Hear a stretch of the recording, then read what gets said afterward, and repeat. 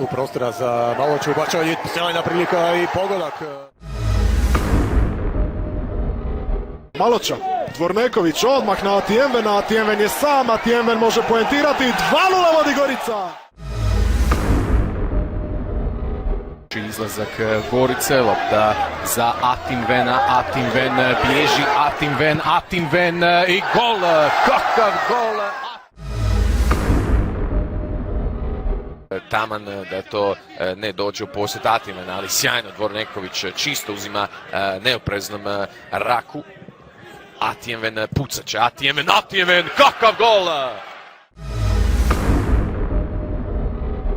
Čitao igru je u namjeru Lopeza, Musa Muhamed, pa Atijenven kroz noge Jurića, Atijenven prošao još jednog, Atijenven sam Atijenven i gol je!